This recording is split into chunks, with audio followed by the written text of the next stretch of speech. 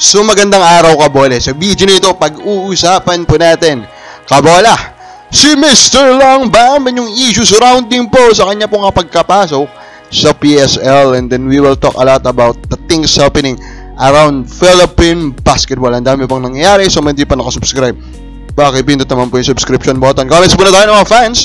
Ronald Berbusidad, pa-shoutout sir, sabi niya. Anthony Lucky Alon, shoutout po idol. Malyari Mascarinas, pa-shoutout Adaman idol, regards sa SMB trade weights. And see na lang tayo idol, yung mga sinasabi ko ay totoo, hindi gawa-gawa or hearsay. Just wait na lang matagal ang trade ng SMB kasi may mga matrade sa SMB na injury pass this moment, sabi niya Kabola. Sige, hintayin po natin na may mangyari po sa mga nabanggit nyo na po na trade rumor. Bisacol TV, baka diskarte dyan, kahit magaling kapalitan trade, tas kunin ulit ng trade, kaya yung system, hindi ko magets bro.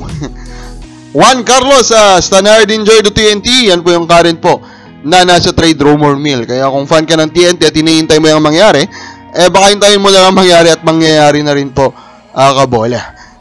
First na pag-usapan natin, San Miguel Beerman talo na naman sa EASL.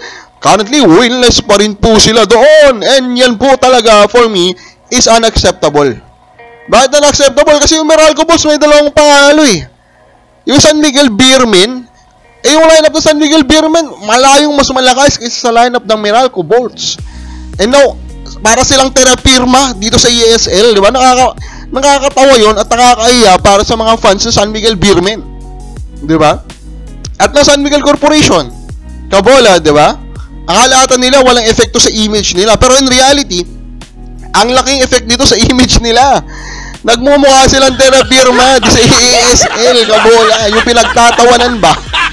Yun ngayon yung current po nila na position dito po sa EASL.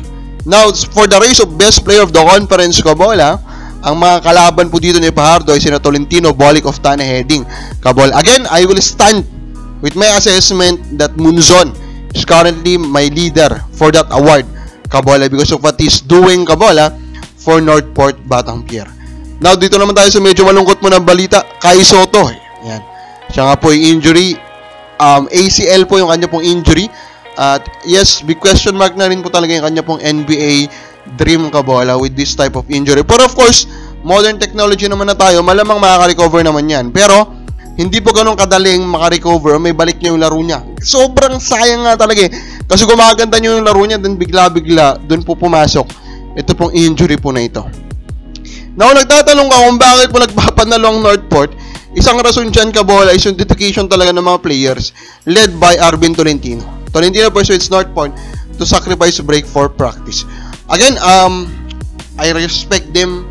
I really hope, Kabola, na nagseryoso na sila, Kabola, that they will stop making any farm team trade with any team, Kabola. Now, it's time to talk about Mr. Longbam. Currently, the man of the hour in Philippine basketball kasi siya po ay nakapasok sa PSL with top-tier athletics, Kabola. And yan na yung pinag-uusapan ngayon. Deserve ba niya, Kabola, na makapasok dito po sa PSL? Tito Mikey has a very good statement, Kabola, or opinion about it, Kabola. Diba? Simple lang naman yung opinion niya. Itong si Mamayan, Mr. Longbam should not expect any respect from the players po na talagang nagpagod, pakahirap para po makapasok sa pro amateur league like PSL, like MPBL, Kabola. Dapat hindi siya mag-expect po ng respeto doon. And if we talk about kung deserve ba niya makapasok po sa isang PSL, the answer there of course is hindi, di ba? Hindi po niya deserve kung sa level lang po ng kanyang basketball skills. Pero alam naman natin, at yun din yung pinopoint out ng maraming fans, na the reason, Kabola, kaya siya nakapasok is for publicity ng liga. And yan ba ay na-achieve? Na-achieve po yan. So, again, this is a battle between commerce or capitalism and the sports nature of basketball. Diba, Kabola? Now, for me, deserve ba mapunta niya si Mr. Longbam? For me, yes. Hindi, sorry. Deserve ba niya? Hindi. Pero okay lang ba na nandyan siya? For me, yes. Okay lang. Bakit? To prove prove that this level of basketball is hindi po pwede sa PSL.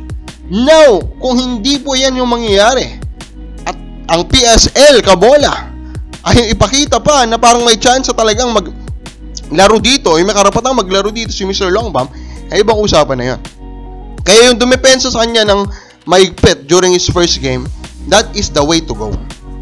Kabola, ipahiya ang isang man, Mr. Longbam. Kabakabal, spray mo!